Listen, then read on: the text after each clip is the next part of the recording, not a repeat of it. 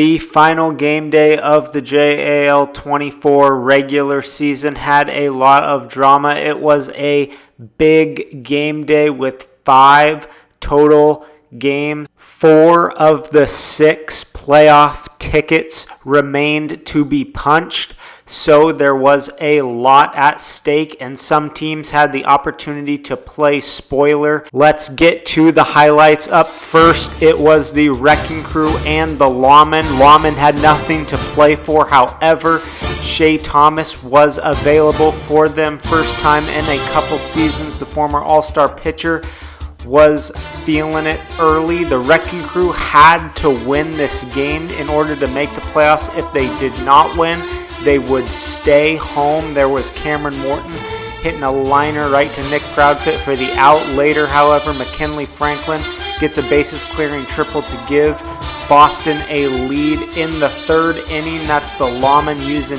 base stealing, which we hadn't seen all year, but then got used quite a bit, as we'll see in this game day. It helped the Lawmen get back into this one and take a big lead. They're up by 10 now, so serious danger territory for the Wrecking Crew, but McKinley Franklin continues to get hits. Wrecking Crew within striking distance in the 4th inning, and then Alan Luff with a grand slam to tie the game up.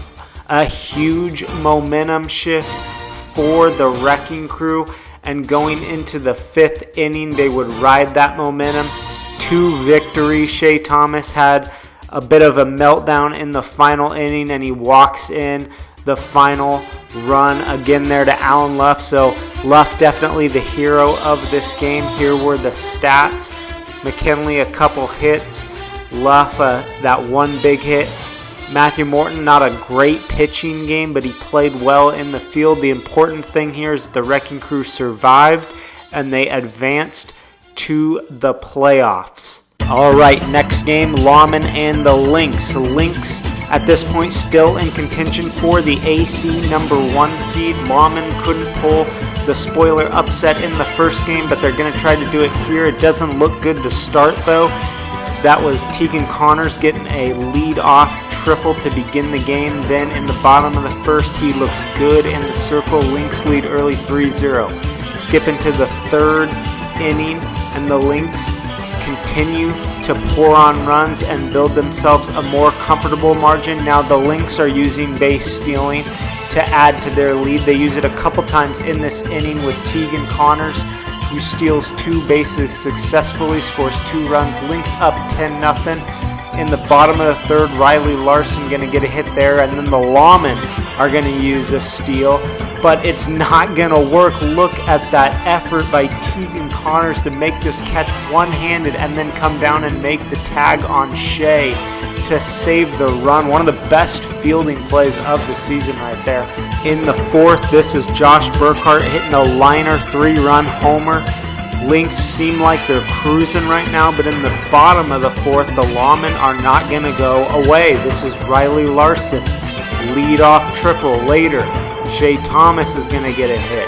The Lawmen want this game. They want to play spoiler, and they get back into it. With 2 outs and bases loaded, Tegan can't get himself out of the inning, and the Lawmen rack up some runs. It's a close ball game in the 5th. Lynx still feel like they're in control, but Shea Thomas has a pretty good inning to close out his work in the circle. Bottom of the 5th now.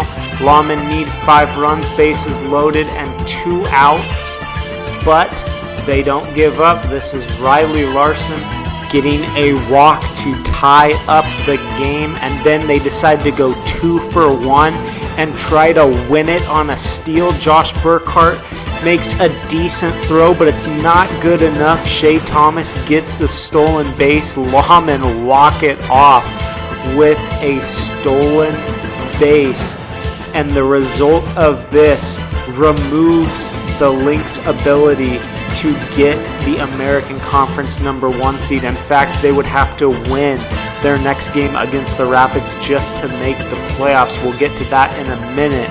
First, here were the stats.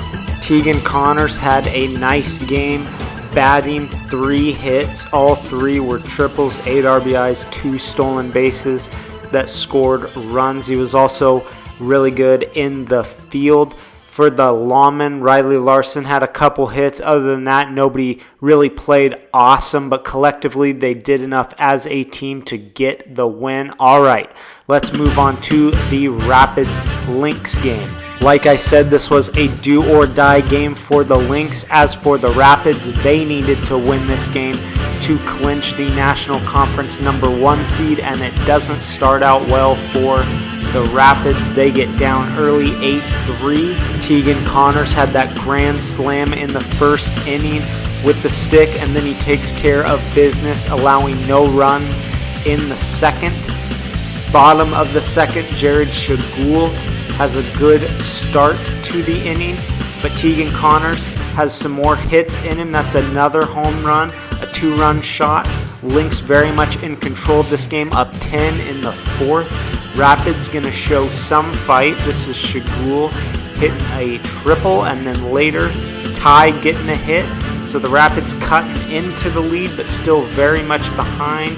And then this Josh Burkhart single, followed by another Tegan Connors home run. That one a 3-1 shot. Just felt like daggers to put this one away. Lynx win it pretty handily, 19-9. Tegan and Josh, big games with the bat. Tegan 6 hits, 4 home runs, 16 RBIs. Josh 4 hits and a triple. The Rapids just didn't have enough explosion with the bat, and Shagul did not have a very good pitching game, although I will say he never stopped giving good effort in the field. All right, last up for the game day was a doubleheader between the Cobras and the Bison. Cobras nothing to play for, but because the Rapids lost that game to the Lynx, all the Bison needed to do was sweep this doubleheader and they would clinch the National Conference 1 seed. Not a whole lot of runs for the Bison to begin the game in the first inning, but Gage Metzger is dialed in inside of the circle. So the Bison are in control. Second inning, they start to get the bats going. That's Krister Embry with the hit. They're up 12-0. Gage Metzger still cruising with the ball. In the fourth inning, this one is a total blowout at this point, and Krister Embry pouring it on there with a total bomb of a grand slam, chucks the bat for fun. Nothing really left to show in this game other than that's me getting a triple, and then later the Cobras steal a base and they would end up scoring 7 runs, so run up Gage Metzger's ERA a little bit, but overall this was a big blowout win for the Bison. Both Embry and Metzger had nice batting games, especially Embry with 4 home runs. Metzger was pretty good in the circle. He lost it a little bit there down the stretch, but overall very good. Kevin Barnett had a rough rookie debut in the circle pitching for the Cobras, but he showed some flashes of potential and played a lot better in the second game, as we'll see. Let's get to those highlights. Picking up in the second inning, Bison up 6-2. Cobras using a steal there to stay in the game then with 2 outs and runners on first and second. That's me getting a hit to set up some runs, and then later getting another single. All of a sudden the Cobras are up by 3 in the bottom of the second. Krister Embry is going to lead off with a home run, his 5th of the day. Gage Metzger later thinks he has one as well, but that's Colton Carlson tracking it down to the home run line, making the catch, jumping over the line. And then Kevin Barnett is going to get out of the inning before giving up the lead. So in the third, we're tied up 9-9. This is Colton Carlson getting a hit to set up what would be 1 run for the Cobras. They're up by 1, but then Gage Metzger hits a 2-run homer, followed by another Krister Embry homer. So the Bison take back the lead. We're skipping to the 5th inning. Cobras not going away. Bases loaded, 1 out. Gage Metzger, though, going to get the 2nd out here, so it looks good for the Bison. But then he misses, putting the Cobras down by only 1 run. They decide to try to get a 2-for-1 with a stolen base to extend the lead, but no good. Joey Hayes makes the perfect throw and Gage Metzger the perfect tag to win the game and clinch the National Conference 1 seed for the Bison. By the way, Gage Metzger tagged Colton Carlson right where it hurts most, between the legs. Painful way for his season to end, but that's how it happened. Here were the stats.